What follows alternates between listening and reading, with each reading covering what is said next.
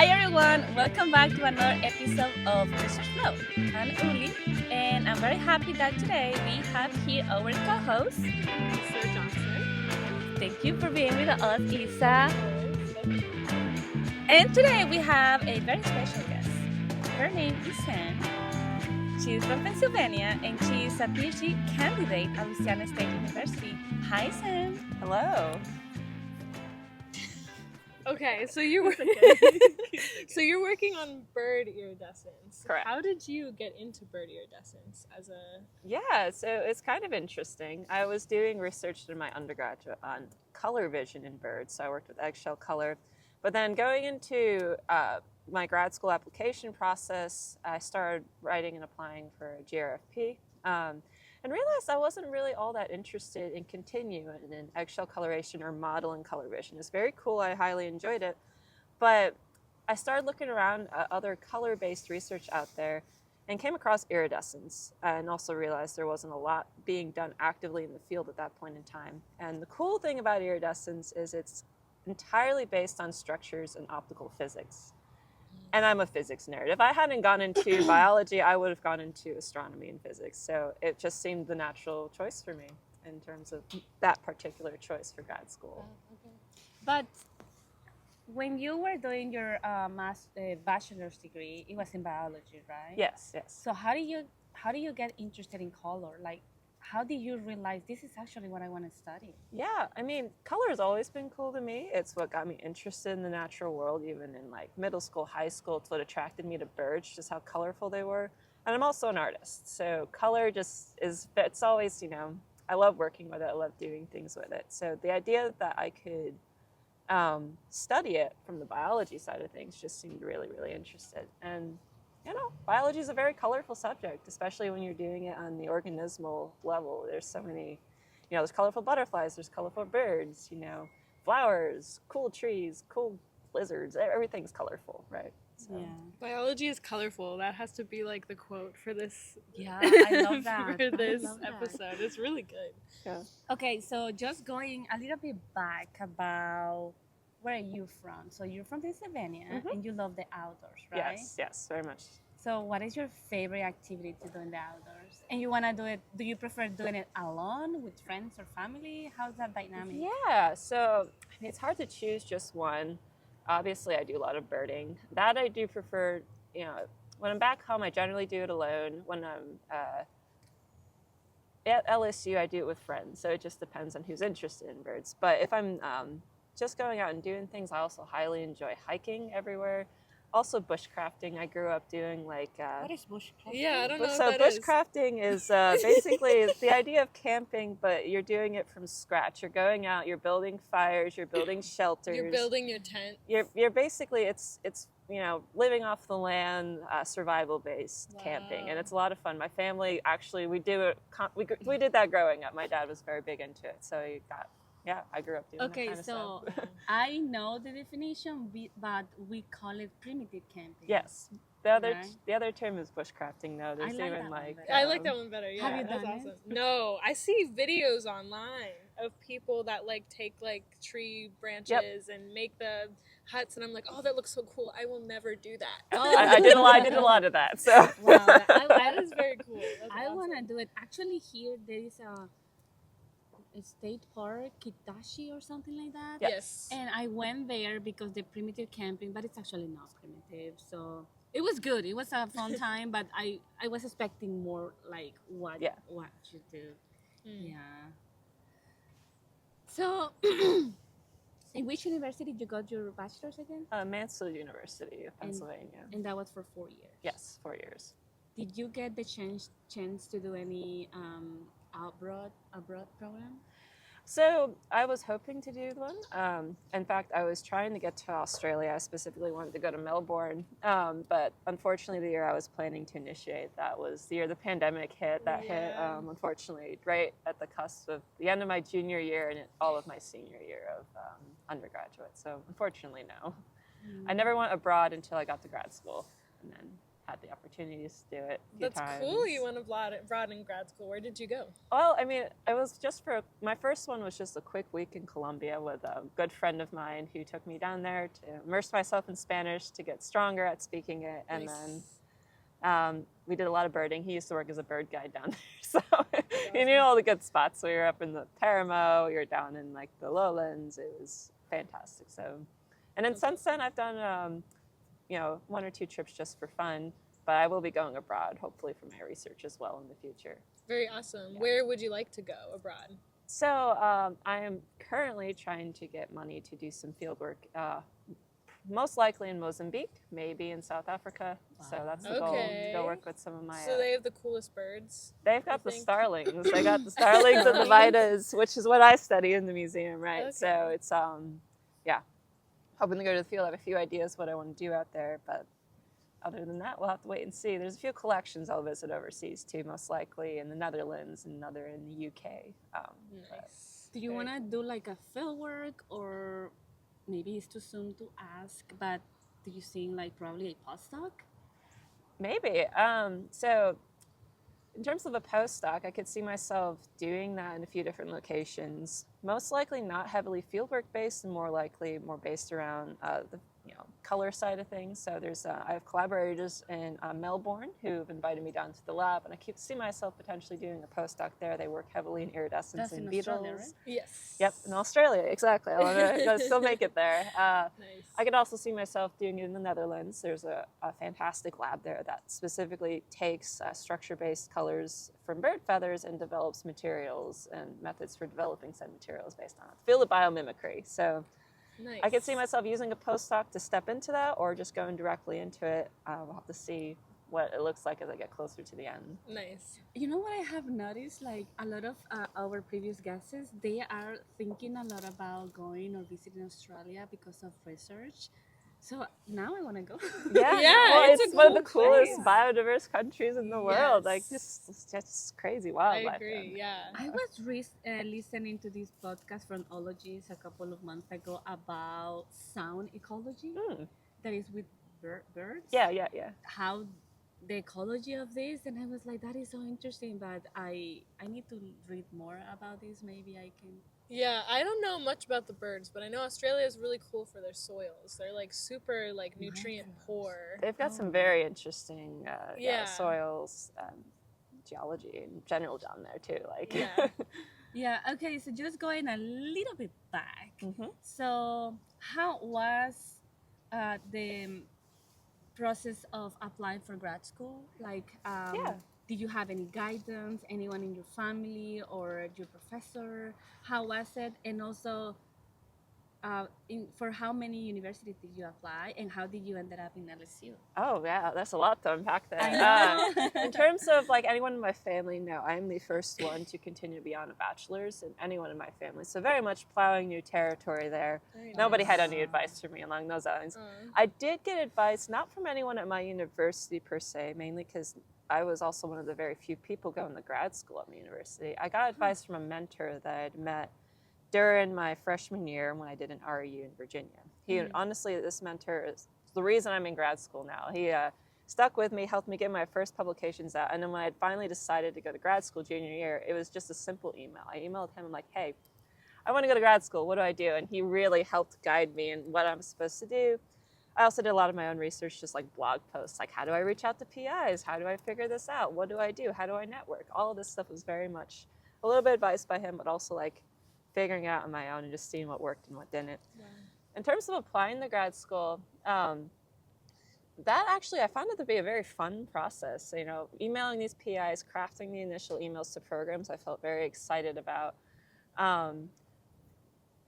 I enjoyed it. I really enjoyed it. And then getting the responses, interviewing with them before ultimately applying to their programs it was very rewarding to like have people excited about the research I wanted to do, but also excited about potentially having me in their lab. In terms of choosing, I mean, in the end, I ended up applying to 6 different programs. Wow. 3 of them were with the same PI, though. He told me he was affiliated with 3 different programs, the American Museum of Natural History, RGGS, Columbia, and CUNY. He told me to apply through all 3 avenues to work with him. Nice. Then I also applied to George Mason University, which is outside the DC area. Okay. That's where my mentor was, as well as another PI I was interested in working with. Let's see, I applied to Princeton as well, which the main PI I wanted to work with there. Unfortunately, it wasn't her turn to take on a student. Princeton's got a very weird cyclical process. Okay. So I applied to a different PI that was also kind of interested in her work. I was, less excited about. And then LSU, right? The LSU Museum of Natural Science, where I wanted to work with Nick specifically.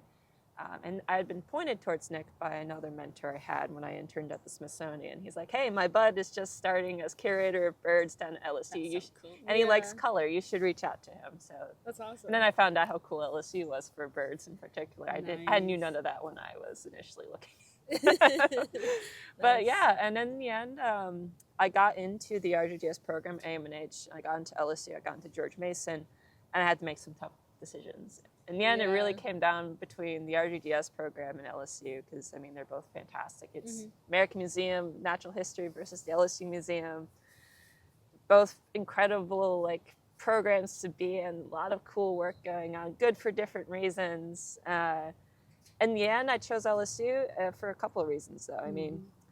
In terms of the community down here, the LSU Museum is the most collaborative museum or grad school community I've ever been a part of. And I could tell that because I was virtually interviewing for all these programs because it was the pandemic. Right, yeah. I could just tell that it was such a good atmosphere. It wasn't even just your lab was a good atmosphere. It was the entire museum works together. You had an automatic network you could join. Also, Nick and I, out of all the PIs I interviewed with, just felt the most clicked. I would have been fine at AMNH. I absolutely love Brian Smith up there. He's great. He would have been a great PI too. But yeah, no, Nick was also just he was new, so he was very, very, the excitement levels were very high. He has a lot of energy. Are you his first student? I'm his second. So I joined, David Vanderplume was his first one the year before me, and then me. Wow. So I was very new, very up and going. And in the end, I chose LSU. They also sent me for the virtual interviews. This is the only university that sent me for their virtual interviews a box in the mail that contained jambalaya, Mardi Gras beads. They sent me. They did that for me. They did that. They did that for me. And AMNH didn't do that, so I was like, okay, well. I know where I'm going. It's like, well, I'm excited now, even though I've never set foot in Baton Rouge. It's okay. That's so sweet. Also, the birds are better down here. I really wanted to try birding in the South for the first time in my life. So they're better down here than way more species. Also, in the winter, you see a lot more birds. It's not winter now, but it gets pretty dead in Pennsylvania in the colder months, as you can imagine. So that's very true. Yeah. That's cool. Was there any cultural shock when you moved from Pennsylvania to Baton Rouge? I'm sorry, I need to ask.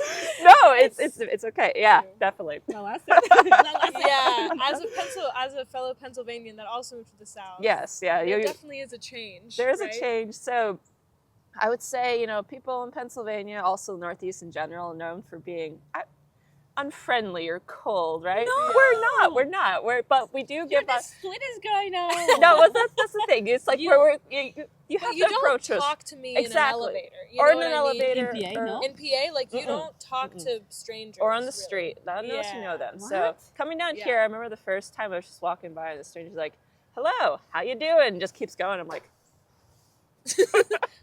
do I know you? Or it's just we're friendly, right? But you have to. So how do you make new friends? It's not hard. I don't think it's you hard. have to have something in common. Exactly.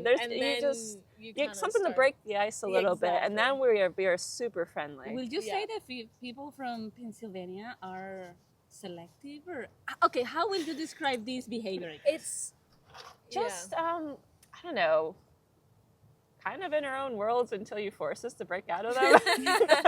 That's not the right way to tell it either, but it's just, just not as openly friendly right off the bat. It takes a lot more for our trust to come out and for us to want to interact with people. Mm-hmm. Other culture shocks, drinking culture is way higher down here. Oh my gosh. Oh man. Yeah, in Pennsylvania, you have to go to a liquor store to get alcohol. You cannot buy alcohol in the same store you can buy gas or groceries. So that was another thing. It's going into a grocery store and having an entire section for wine or beer. Crazy. It's this is not normal. What is this big store that people from Pennsylvania very proud? Sheets? No, Wawa, I do love Kawa? sheets. What was the other one? Wawas, yeah. Is That's it- not the really a gas true station? Pennsylvania though. So It's not That's true. well, it is, but it's It's Wawa, right? It's more like the east part of Pennsylvania. yeah. There A weren't many southern Wawas near me. Wawas too. Yeah, East, south, yeah, yeah. southeast. It's Sheets is more of our like Pennsylvania. I think it Pennsylvania. started in I Pennsylvania. think so too, yeah. Um, And Sheets is probably my favorite yeah. gas station. It is an icebreaker question too at events, like Sheets or Wawa. And if you say that's if what I you- need to do now. Yeah, no. If you say Sheets, you're automatically in my camp. My advisor actually did field work in PA not too long ago. And I'm like, all right, I'm going to ask you a very key question when you come back. And That's he passed. He sent me a selfie of himself in front of a Sheets. He's like, Sheets is better. There you go. So that I will agree. be the equivalent to Biggies? Oogies? Bucky's, kind Buc-ee's. of What like is that Bucky's. called? It's Kind of, smaller, yeah. smaller It's scale. definitely It's smaller, definitely a yes. smaller scale. Mm. But Texas is everything's bigger, right? Yeah, for You're right real. about that. Yeah. Yeah. Okay, so what if I want to go to Pennsylvania and I have never been there? Can you tell me a place to go? Me? So You what guys are have you from interested in doing? Yeah, That's okay. the Okay, thing. probably I better. like I love nature, so Yeah. I will go to anything nature related, Okay. maybe museums and a good restaurant. Okay, well, nature related, I'm going to be biased here because I'm from northern PA, but we have fantastic state park system in Yes. Pennsylvania. We have so many cool ones. And I grew up next to several, but one of my favorites, it's colloquially called the Pennsylvania Grand Canyon, but also known as yes. Pine Creek Really? Gorge. Yeah. Actually, I know I've never been there, but I know former friends that curator down here actually knew where I was from because he camps up there every year. Oh, no, That's Um, awesome. but it's actually two state parks together, Leonard Harrison and Colton Point State Park, but it's stunning. I'll go there in the morning for sunrise and you look down into the gorge and it's just this white river of just deep, dense fog. And then the sunrise comes up and the birds are everywhere. And then the little town where I'm nearby, Wellsboro, Pennsylvania, has a few good restaurants you go and like there's some really cool cafes. Nice. It's a very picturesque touristy town. That actually, I think it makes in the top 10 small towns in the U.S. every year, roughly Oh, around. heck Like yeah. it's That's very awesome. nice. In terms of museums, I would direct you towards Philly offhand, just because there's I some love really Philly. fantastic. Like the Academy of Natural Sciences is great, but they've got a lot of historical museums down there too. Because I mean, it's heavily Revolutionary War history, right? It's like Mhm. that's where a lot of things happened was in Pennsylvania. Yeah. So I would direct you towards northern PA for some fantastic parks, but also for museums, I would direct you towards Philly. But I've never actually really spent much time in Yeah, Pittsburgh, so I can't really. To plug some Western PA stuff, there's a really cool science museum, the Carnegie Science Museum. Oh yes, I've heard One of that. of the best in the country, I think. You can quote me on that. I might be wrong. But it's really, really cool. If you go to the Science Museum in Baton Rouge and then you go to the Science Museum in Pittsburgh, it is like night and day. It is like Nice. amazing. So Yeah. I remember that I went to Philly one time, and there is this square called Kenneth Square, and they claim to have the biggest mushroom festival in the world. Oh. I don't know if that's true. I was there, and it was amazing. Oh well, Um, I'm not a mycologist, but that sounds amazing. yeah. uh, You were at the yeah. biggest mushroom festival? in the that's what world? they told me. Don't quote It might me be. on that. It might be Kenneth correct. PA. I could understand that. Mushroom- Yes. That sounds like a Pennsylvania thing. It does sound The like- Mushroom Festival, Kenneth Square in Pennsylvania. Okay, very nice. I went there. Yeah. That actually sounds. What time of year is that? September. Okay. Mm-hmm. Oh, we missed it. Yeah, Next and it's year. very Next pretty. year. year. Next Yep. year. We're gonna go test it out. I'll bring my Yeah. mycologist friend too. I've got another one of those. Oh, I got very two nice. mycologist friends. So we've been talking about iridescence and birds and stuff like that, but we haven't really described your project. I'm interested on what the bones of your project is and how you got interested in it. Yeah. So, really, the overarching question that I'm trying to investigate with my project is why is iridescence in nature? Like, why is it there? What is it used for? What generates it, and where is it? Mhm. So, right now, I decided to use a family of birds that are known to vary a lot in how iridescent they are. The starlings and minus family Sternidae. And they go from like stripy little brown birds in the Philippines all the way to like fully iridescent, splendid starlings in Africa. So they've got quite a range in there. And so my first chapter is essentially gathering reflectance data on iridescent and non-iridescent plumages in this group. So I'm looking at ultraviolet, visible, and near-infrared light Because I have a few hypotheses in the works about functions of iridescence outside of its signaling capacity, outside of what birds can see. So hence the near infrared, which is Okay. really fun to do. Yeah. Not a lot of people are working in near infrared, so it's really kind of a cool aspect of the Nice. project. Second chapter is really now taking a deep dive, and I'm just really getting this one off the ground, into the structures that generate iridescence. We know a little bit about it, especially in the nanostructural side of things. But so I'm finishing up work there, but also really taking a deep dive into microstructural aspects of feathers and what they're doing. Yes. I'm going to be doing a lot of optical modeling too, where I'll take parameters I've measured, put them into some fun program, and then sort of manipulate them to see how the optical phenomenon changes, like what is actually controlling. Because iridescence, again, is entirely based on the structures. Yeah. How does changing the structures change what we're seeing? So understanding the roots of iridescence, how it's generated, the properties of it. And then finally, I'll do a big kind of like broad biogeographic chapter, because just, this has been done in other forms of color, but not in iridescence. Like, what elevations is iridescent occurring at? Is it occurring in specific climates, specific parts of the world? Specific habitat types, specific groups of organisms that have particular behaviors. Like, it's just very broad, trying to understand what it is. Nice. And then I'd also like to, if I have time at the end, and this is where Africa fieldwork would come in, is going in the field and getting more microclimate details. Because right now you would have to use very broad, like, this is the bioclim, parameter for where this species is, versus going in the field and actually getting what they're actually experiencing. Nice. Light levels, temperature. I have a few ideas bouncing around and how to do it. So Okay. that's it. What is iridescence? How is it generated? What does it do? Where is it? It's Right. all my goals right now. So what is iridescence? Yeah, so iridescence is a color phenomenon in nature. And what it is color that changes depending on the angle it's viewed from or the way light is hitting it. So if you've ever seen like an oil slick, right, where it looks kind of rainbowy at certain angles, that's iridescence. So the way a peacock looks shimmery because it's changing colors, the way a starling looks like black in one setting, but if it steps in the sunlight, it kind of becomes this coppery rainbow colors. That's iridescence, and it's all structure-based, not pigmented at all, which is really cool. Okay, very nice. That's amazing. Yeah, very cool. So I'm just curious, so you applied to work with Nick, right? Did you have all these ideas, or he helped you to develop this idea? How did you?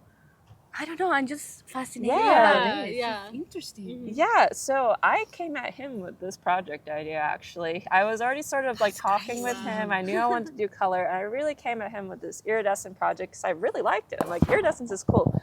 I had the majority of the ideas there. He did help me figure out a little bit of like, maybe we should try this method to look at this question, or fleshed out some of the phylogenetic comparative analyses part, for example, which is entirely foreign to me. So he's really been helping develop some of my ideas, but it would normally be, I came to him with the ideas and then he helped me flesh out some of the details a little bit. And in terms of as the ideas came together, he was, very supportive, just getting what I needed to do to the project. Like, he trusted me to figure that out, tell him what I needed, and then go from there, right? So, Very cool. yeah. So you seem very driven about the specific topic, and I wanted to know kind of how that guided you towards your writing journey and getting the NSF GRFP, which is very impressive.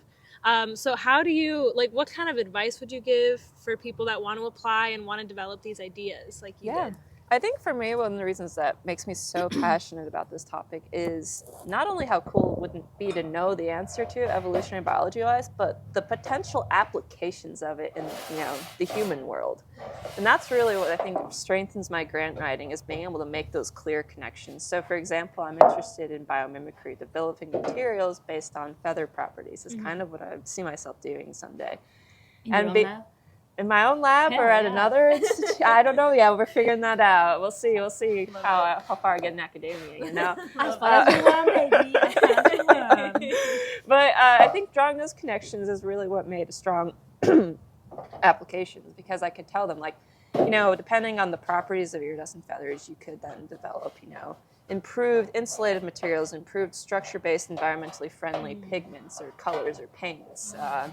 you could have potential applications for camouflage and dynamic color change, materials. Like that kind of thing is really cool to people. Because not only does it say like this is evolutionary biology, which is A, also just cool to do in and of itself, but B, this is why you should care about it even if you're not an evolutionary biologist. Very nice. I think that really strengthened a lot of my grant applications, and seeing like clear outcomes in my project really drives me too, because I'm like, it's not just going into the netherworld or whatever. It's like I can actually see this being helpful in some way to human civilization. So I get to do what I love, but I also get to like benefit others potentially in the future. So yeah, that's great. That's and why I I love think passion. I think a lot of scientists do science for science sake, and they feel like, and that's very, very awesome. Yeah. But I feel like it's very, very important if you do want to start writing grants, if you do want to start getting money from different places, then you really have to like hammer head that this is going to be important to what we're doing. Yes. That's a very awesome connection to make. Yeah, because not everybody giving money is going to care about science for the sake of science, unfortunately. I wish they would. It would make things a lot nicer, but unfortunately, that's not the reality we face, right? The ideal world. So how was the process like when you were about to sit and start writing this grant? Yeah. Did you have any doubts like, oh, I don't know if I'm a good writer, I don't know if I have the time, I don't know if I meet the requirements? Like, what was going on through your mind right before you start writing the grant? And question number 2 is, how was the feeling when you got the email? You got it. Yeah, I guess so. Going back to question 1, so I love writing. I've always really enjoyed writing, even through elementary school, high school.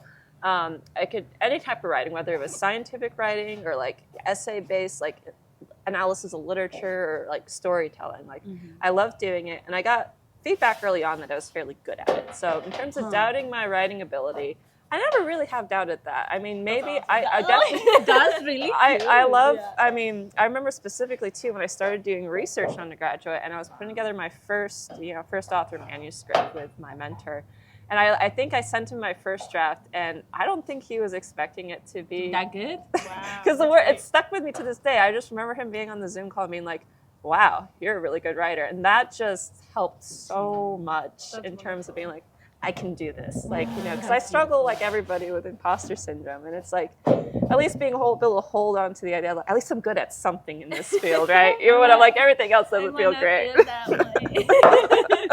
So in terms of writing it, I felt and I get excited about writing because to me, I have the same outlook on giving live presentations. It's kind of my opportunity to tell a story or tell my vision about what I want to do, what I'm dreaming of doing here, and I get excited about making other people excited or like invested in that. So that's what I love about it. It's like, or let me tell you about color. Here's what I'm going to do. Here's why you should care. I love storytelling, and science grant writing is really just another aspect of that. Maybe with some more technical language, maybe it's a little bit of a different format, but. So that's what was going through my head. And I was also, the first time I applied for the GRFP, because I did not get it the first time, I was finishing up senior year of undergraduate. I had a lot on my plate, and on top of that being a pandemic going on, and then, so it was a lot. But I find that when I get busy like that, I get super focused and some of my best work comes out. So I was busy, like super busy, but at the same time I was high on life. I was like, this is great. I'm just getting stuff done. This is going to be another thing I do. And I put 100% into it. I always feel good about a grant when I put 100%. Even if I don't get it, I'm like, I gave everything to this. So, and I know it wasn't a lack of effort on my part. That's awesome. In terms of when I got the GRFP, that was a good day. I still remember it. I was just actually about to go. At that day, I was substituting for my lab mate because I was gonna. He TA'd ornithology at the time for my advisor, so I was going in early that day, anyways, to go help out with the lab and show off the specimens, work with the students. I remember opening up the email. It's the end of my second year too, and I'm just like, imposter syndrome's always running high. You're like, I got rejected the first time. I got rejected the first time, and I'd been sick for like, a couple of weeks before with pneumonia, so I was like feeling super low on life. I'm like, why am I doing this? And I remember seeing the email and being like, wait, what? But also, was this a mistake? and then what was even better is I got a message from I think it was my mentor from the Smithsonian. It was from someone I knew and worked with in the past. He's like, "Did you check the results yet?" Because they get posted automatically to the website, and I had not done that yet. So, but I saw the email. I remember biking the campus, and like my advisor had a big grin on his face when I walked in to help with the lab. It was just like, don't you? Wow. And it really was, it was fantastic. And just even the people, telling my family later, telling my friends back home and around who maybe didn't understand just the gravity of it. Right. I guess they were just so excited. They're like, I don't know what it is, but you loved it. It's good for you. It was a wonderful feeling. Yeah. Yeah. Just maybe some hope too that I could do this. I remember that you had win after win, like for 2 weeks. I did. Like That's she got awesome. this and then the other. I was like, damn. I was on a So grant. happy I was for on a her. grant winning streak that week. So I Heck got yeah. money from AIM&H after that. I got money from AOS, and I was just like, Wow. people Everything are the same believing in week. my project. It was like one after another. That has so to build confidence. I was like, I Yes. can actually I can pull in grants. I can pull in money. I can Nice. do this. This is wow. Very nice, yeah. Yeah, I remember Yeah. it, and I was very happy when that happened. And I was just thinking that we started the same semester, and we took like 2 or 3 classes. Yeah, there's a together. couple. And I think that one class that I really enjoy, and I always tell any PhD student, I think that they must take communication biology, is that Scientific what? communications. Scientific communication class yes. with Dr. Latin, right? Very good class. You Yeah. need to take that class, and I'm going to tell you why. In my opinion, right? Mhm. It's a good class because it's a collaborative experience. I think that you get feedback from your classmates, and you have many assignments, but you are not working only with the same partner. Right. You work with the It whole class. rotates, It yeah. rotates, exactly. And it was very nice because it was our first semester or second. Second, I It was think. A second- second spring, semester. right? Yeah, it was in spring. Yeah. But then you get to know your classmates you get to learn about what they are going to do or what they are aiming to do for research. It's just an amazing class. We talk about posters, Yep. Poster, presentations, emails, everything. Yeah, everything. And I have not taken this class. I You need, need to. It's very good. She didn't offer it this spring, last spring. So it's No. I would have no. taken it if But that she did. she might do it again this spring. I would definitely look for I it. will Yes, keep my yes, eyes yes. peeled. It's so worth it. And you work on your own grant applications during know. it. It's Oh, not, that's amazing. It helps so much. Like Yeah. she really focuses on grant writing. Yeah, I'll have Yeah. to see that. And what I like is that she gave us a list of grants that you could apply, and I applied. I didn't get it. I was applying for the National Geographic. I think it was the Nat Geo grant you were applying Yes, for. I was like, yeah. no, girl. I go back and look at that. I was like, damn, this is so bad. I understand why I didn't get it, but yeah, I was feeling like when you got the grants and everything that amazing week, I was feeling like I was Sam. I don't know. I was so happy and energetic because she got everything. I was like, damn, I love this girl. That's Aw. amazing. Okay, so 3 tips for someone who is going to Mm-hmm. write their first grant. Yep. Mm-hmm. Yeah, first tip, really have a clear, like I said, a story is so important. So like have a clear outline in your head on paper somewhere that what you're doing and how you're doing it. Because that'll help so much when you sit down and write it. I mean, second step is just do it. You have to sit down. I find that I have, like, in terms of actually sitting down and writing the grant, can sometimes be just like intimidating, and that's why people can procrastinate. So what I'll try and do is I'll sit down and I call it regurgitating words. I just type out everything, what's going through my head, not editing it, just get it all kind of together, outlining bits and pieces. And then I go back and refine. But the fact that I even have something to start with helps me so Yeah. much. And I go back, I refine. So I'm just having a good story, just sitting down and getting even if it's like a really rough draft, getting that done and started. And then talking with people, having eyes on it. Like, I had, my PI look at stuff. I had friends look at it, people from outside perspectives. Because you got to remember, for a lot of these grants, if they're not like specifically, like in my case, ornithology grants or evolutionary biology grants, they're going to have reviewers from a variety of backgrounds. So you really want people to look at it and be like, oh, this is pretty confusing for someone who doesn't like do exactly what you do. Maybe you need to work on the writing here, or just even getting suggestions on how to arrange things, or someone saying like, I think this would be better as a figure. That's another thing with grants. If you can put things in figures, people love it. That's awesome. It breaks it up a bit. You know, you can you know, it definitely breaks up the blocks of text, because you have to remember a lot of these reviewers are going through so many grants that's just one after another. So something that helps it stand out a little bit. Definitely helps. So that's those are my biggest grant writing tips. Is Love it. Maybe that was 4, not 3, but you know. That's 4 is good. That's as many as you can give us. Yeah. So I know that you have an amazing website. I remember. That's also another thing that we did. Is it inside. amazing? I don't know if it's amazing. You don't think it's good? It's better. Have you seen mine? I need to work on it for sure. But I just remember Awesome. because in this class, scientific communication, you also need to do your personal, right? Yeah. And I was like, Sam's is very good. Mine is still, I'm still using it, but I need to work a lot on that. But anyway, so how involved are you in the student community? Student community, not as much as I would like to be. It's been kind of hampered by a lot of the travel I've been doing. I was gone all of last. Who wants to travel? I was gone all of last fall, for example, for collection visits on the West Coast. So I really missed out on like interacting here, like in the broad biology community in general. Mm-hmm.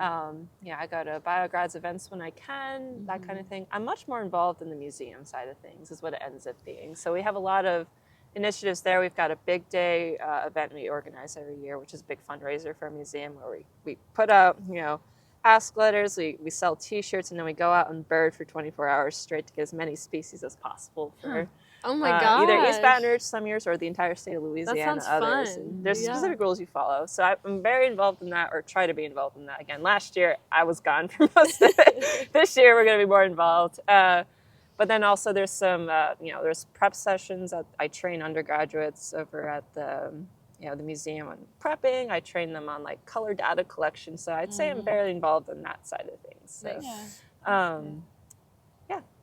I would like to be more involved though, for sure. That's very cool. So you hinted at some challenges like imposter syndrome, you had pneumonia. Like, what is the biggest challenge that you've had for grad school so far? Yeah. And how did you overcome it? Yeah, oh man. I guess for me, it's just the biggest challenges has always been tied to imposter syndrome. Because I remember my first year, especially, I'd gotten pubs out or were coming out at that point in time, so I was doing it, but for some reason I still felt like a fake. I was like, surely someone's going to catch on that, I'm not a real scientist. This is just some silly 20-some-year-old who's like, pretending at being science. And, even when I guess really the overall thing is I struggled with my own perception of how well I was doing, because I would remember one particular incident. I was like feeling very down on grad school and everything, and I think my lab mate came with me. He's like, Nick is really happy with what you've been doing. You should be easier on yourself. Like, it's fine. That's good. So what really helped me overcome imposter syndrome, because I really don't feel that as much anymore. In fact, I feel like I haven't felt that in a while, which is fantastic.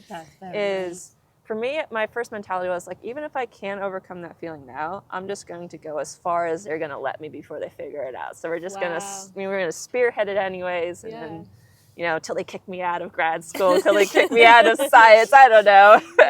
And also having and this is another reason I decided on LSU, was the incredible collaborative community. And honestly, my lab mates have been fantastic, just in like egging me on, or like being super supportive or excited about what I've been doing.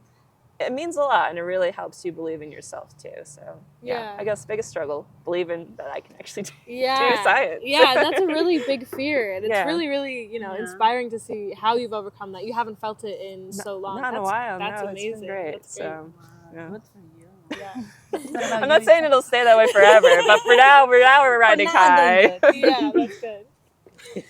Okay. Good. Okay, so now we're going to start with a story from Reddit. about a PhD student or going to be a PhD student. This is from a month ago by Happy Leaf Water. Okay, so the title is Applying for a PhD in a field I don't have much experience in. Is this a terrible idea? So I'm 1 year away from graduating with a Bachelor of Science in Genetics, and I've done a lot of lab work, but it's very varied. I've done fluorescence imaging, cell culture, in vitro, cytotoxic assays, genome and transcriptome sequencing, and segregation analysis, just a very random and variable list of things, which for any of the PhD fields I'm trying to get into doesn't seem very helpful. I'm hoping to go into something bioinformatics or computational or something along the lines of medical genetics. I don't have a lot of experience in either section. The programs that I apply to are in Europe. The programs that I'm applying to in Europe do allow Bachelor of Science graduates to apply. I've got good grades and decent work experience for a Bachelor of Science student, around 10 months. I can get more experience in bioinformatics soon, but not much more wet lab experience or experience in the medical genetics side, like functional assays, etc. I don't know if I'm cooked when I apply because surely they will want someone with more experience in their area. How do I even convince them I can do the job? Yeah, so the first thing I'm going to say is you're coming straight out of undergraduate and going for a PhD. That's what I did. It's intimidating, and I'd say congratulations on going for that, because I think a lot of people thought I was crazy when I said I was doing that. Jeez, Yes. I'm kidding. Maybe so. But in terms of having experience, I wouldn't worry too much about that. You have research experience in there, maybe not specific to what you're doing. Mhm. But honestly, a lot of PIs that I know or have talked to who are looking to recruit graduate students, especially if they're coming straight out of undergraduate, they're just looking for any experience. Like, how are you familiar with the scientific method? Are you familiar with how science works? And clearly, based on what you've said, you are. Mm-hmm. Yeah. In terms of like worrying about how it would impact your graduate student applications, think about, and a lot of these have got like personal statements and essays you need to write. One of the things you can do is just like emphasize that, yes, it's not directly in my area, but it did teach me these skills that could be applicable to what I'm doing, whether that's just research design, statistical analysis, understanding your way around a lab. I would not sweat it that much. You're not cooked. You're not cooked, you're not charred or boiled or anything like that. Just go for it, and I bet you'll get into a program. Yeah. Yes. So yeah, definitely congratulations. You're finishing your undergraduate program, and for me it's amazing how brave you are, like just jumping into a PhD, just how you did, and you did also, I also right? did that. Yeah. Which is like how? So we're just crazy, I guess, Yeah, but good crazy, So yeah, just go for it. Like, just keep in mind that wherever you go, you're going to have like a training week or weeks or month. Like, you're going to a new university, probably a new country. So you need to get familiar. You need to have some training, as I said before. And this is science. You don't know anything. You don't need to know exactly everything, because if you do, why will you get into a PhD program if you know everything already, right? Exactly. No. And science is doing and doing it again and doing it again. And if you don't make mistake, that is no science. I don't know what that is. That's so true. Yep. Yeah, so just go try to sell the skill set that you have in the best way possible. And I think that keep in mind that if you really want this, you're going to find the right place to go. Yes. Like, go for it. And if someone says that you might be crazy, no, you're not. No, you're not. Or maybe you are. Who knows? But go and get it. Yeah. I really have nothing else to say. You guys summed it up pretty well, to be quite honest. But I think that I think this person has more experience than even I had. Exactly. Even That's I what I'm had. like.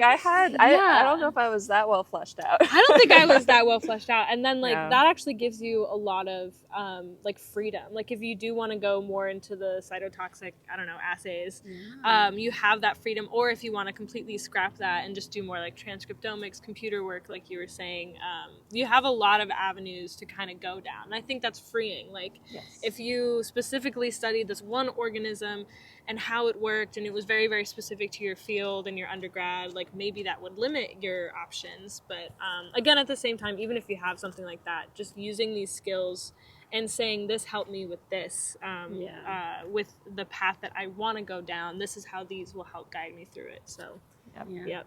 Definitely. So, when are you supposed to graduate? I'm sorry, I shouldn't be asking this, but I just want to ask. I mean, it's kind of up to me. See? Okay, when do you want to graduate? I'm still shooting to finish in the spring of 2026. However, I may extend that if I want to do African fieldwork, because that would actually happen perhaps towards the end of my PhD, and maybe I stick around just to do that. That's awesome. But I'm shooting for 2026. I'm still on a route to do that. So you'll be a doctor at 26 years old. Maybe. Girl. Maybe more like 27. I think I'll be 27. Nice. I'll be 27. Yeah. Still, 27 doctorate. It'd be pretty cool. That's so, very awesome. You know, Dr. Rutledge? Yeah, there we go. But yeah, that's the goal. But maybe it ends up being 2027. I don't know, but we'll see. That's awesome. Do you want to have your own lab? Do you want to go to an industry? Where do you see yourself in 5 years?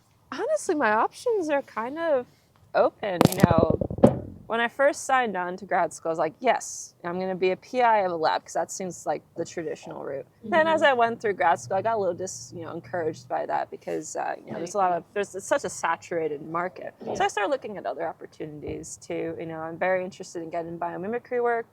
I'm interested in forensic work on the feather side of things. So I do see myself maybe going into industry or government positions where that stuff is applicable. So I've been, basically, as I've gone through grad school, I've been kind of plotting out the different paths I would need to take to go to those positions, also making connections and networks along the way. So if I could, when I get to the end, I hope to have several opportunities that I could go. You know, maybe I apply to academia because I do like academia. Maybe I apply positions in there and see if I can stick in academia, but also I'm looking elsewhere as well. Like, I really, again, like the idea of developing materials based on what I've learned. And, I was near biology. I like the idea of, I mentioned, doing a postdoc overseas, because that would be such a cool opportunity before settling into whatever job I want someday. I'm interested in a lot of different avenues, and I think that does make me more flexible when the time comes, for sure, too. Yeah, I like that. Just like what job is around. If what there's jobs a are around. Job for, a PI that comes up and it's perfect. I have seen it happen, too. Like, even since I've started, I think it was my second year, I had a lot of friends defend their PhDs at the museum, which museum positions in particular can be hard to get, because people they have to retire essentially to get those open up again. We had a lot of positions open up that year, so I have a lot of friends who were able to segue right into the museum. I have one friend who got she's now a curator in the Florida Museum, just right out of her PhD got that position. Very nice. Yeah. I mean, she's a fantastic scientist and human being. Like, she's wonderful, one of my favorite people I've ever met. But I've seen it happen, and it really opened my eyes to so it is a saturated market, but you never know what opportunities are going to pop up. So I'm still on the fence about whether I'll stay or go, but I'm exploring opportunities and connections in both. Yeah, I love that. Yeah. I love that. What about you? I'm just kidding. Oh, girl, you already heard that. I know. What about you? I want to travel the world. That's travel the world. No, I respect that. No, listen. When I started my PhD, I was 100% sure that I wanted to have my own lab in the future and have my own lab, Dr. Reyes' lab. I don't know how I feel right now. It's like I'm more open about, maybe I want to go to industry. I don't know. I still have 2 years and I have to figure it out. I love science. I want to do science. I just need to know exactly where. Not sure yet, but That's valid. Again, keep your options open. I think it gives us the most freedom. We're not dead set on a particular. Just one, and there's no opportunities in that one field. Yeah, and you can't really. Exactly. So having the flexibility is probably good. Yeah. I definitely want to do a postdoc in Europe, though. I'm pretty sure about that. I love Europe over there. I've only been once, but it's such a. But you're about to go. I'm about to go back, yes. So I'm very excited. That's awesome. But the people I've interacted with there seem, I'm actually surprised how much I liked it. Those people are friendly. No, they are. I think it's like the Northeast. People think I think people think the Northeast obviously are unfriendly, but I feel like Europe also gets a bad rep for that. That's true. just Well, like- I mean, it does matter Yeah. where in Europe. yes, that's also fair. Yes. But Yeah. So how are you feeling? We're about to close. So. Yeah. yeah, it's really good to talk about my stuff. It's, you know, my good. research. I will, anytime I have a captive audience to talk about iridescence, I will probably talk too much about iridescence and research. It's just You it's talked something about that- it a very appropriate amount. Yes, so. there we go. Glad to hear.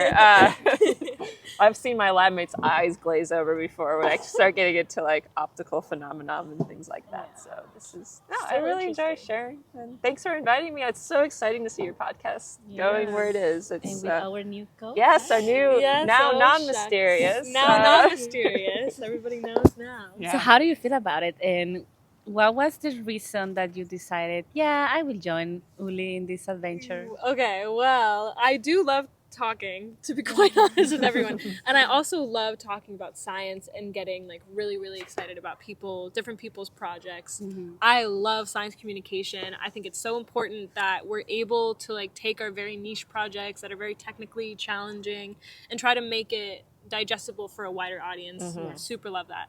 I was worried about doing this because my PI, she expects me to do a lot of research, right? As PIs do. And I didn't know if this would just be something that would block that.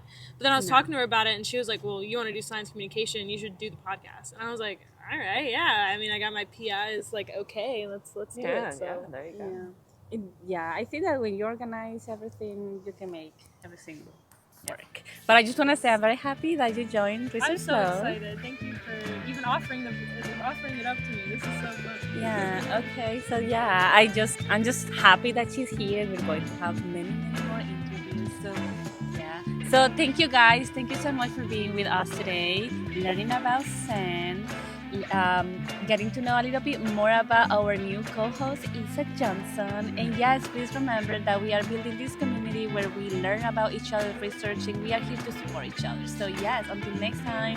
Bye guys.